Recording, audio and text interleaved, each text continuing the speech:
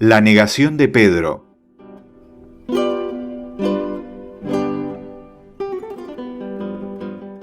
Conteniendo a duras penas sus lágrimas y su tristeza, Pedro se había acercado a la lumbre del atrio, silencioso y ensimismado. Pero entre los que alardeaban de su mal trato hacia Jesús y contaban sus gestas, su silencio y su tristeza lo hacían sospechoso. La portera se acercó al fuego escuchando las conversaciones y entonces, mirando a Pedro abiertamente, le dijo: «Tú estabas también con Jesús el Galileo». Pedro, asustado, temiendo ser maltratado por aquellos hombres groseros, respondió: «Mujer, yo no lo conozco, no sé por qué dices eso». Entonces se levantó y, queriendo apartarse de aquella compañía, se dirigió hacia el patio. En ese momento el gallo cantaba en la ciudad. No recuerdo haberlo oído, pero me parece que así fue. Cuando Pedro se iba, otra criada lo miró y dijo a los que estaban cerca: «Este estaba también con Jesús de Nazaret». Y los que habían junto a ella dijeron también: «Es cierto, ¿no eres tú uno de sus discípulos?». Pedro, cada vez más alarmado, replicó de nuevo y dijo: «Yo no era su discípulo, no conozco a ese hombre». Atravesando el primer patio, llegó al patio exterior, lloraba, y su angustia y su pena eran tan grandes que apenas se acordaba de lo que acababa de decir. En el patio exterior había mucha gente. Algunos se habían subido sobre la tapia para oír algo. Había allí también algunos amigos y discípulos de Jesús, a quienes la inquietud había hecho salir de las cavernas de Ginón. Se acercaron a Pedro y le hicieron preguntas, pero éste estaba tan agitado que les aconsejó en pocas palabras que se retirasen, porque corrían peligro. Enseguida se alejó de ellos, y ellos se fueron a su vez para volver a sus refugios. Eran 16, y entre ellos reconocí a Bartolomé, Natanael, Saturnino, Judas Barnabás, Simeón, que fue después obispo de Jerusalén, Zaqueo y Manahem, el ciego de nacimiento curado por Jesús. Pero no podía hallar reposo y su amor a Jesús lo llevó de nuevo al patio interior que rodeaba el edificio.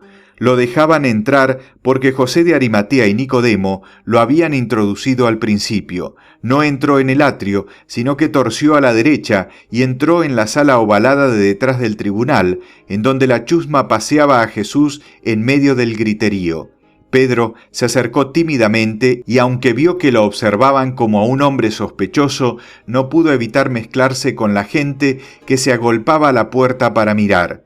Jesús llevaba su corona de paja sobre la cabeza y miró a Pedro con tal tristeza y severidad que a éste se le partió el corazón, pero no había superado su miedo y, como oía decir a algunos: «¿Quién es este hombre?», se volvió perturbado al patio. Como allí también lo observaban, se acercó a la lumbre del atrio y se sentó un rato junto al fuego.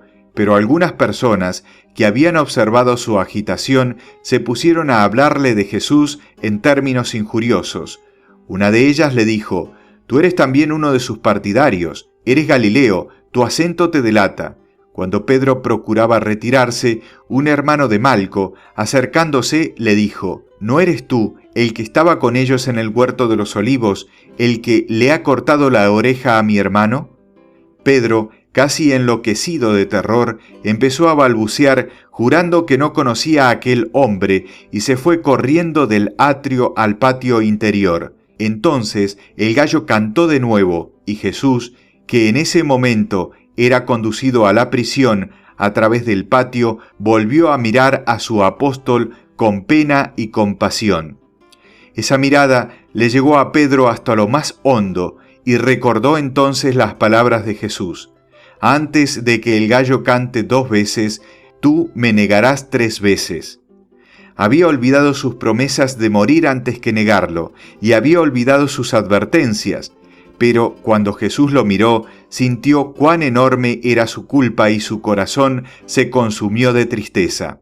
Había negado a su maestro cuando estaba siendo ultrajado, cuando había sido entregado a jueces inicuos, mientras sufría en silencio y con paciencia todos sus tormentos. Abatido por el arrepentimiento, volvió al patio exterior con la cabeza cubierta, llorando amargamente. Ya no temía que le interpelaran. En esos momentos hubiera dicho a todo el mundo quién y cuán culpable era.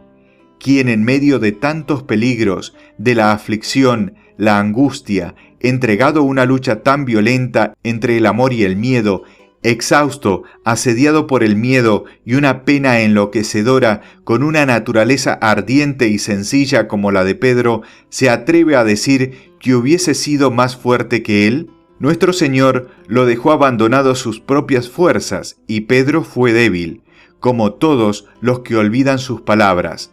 Velad y orad para que no caigáis en la tentación.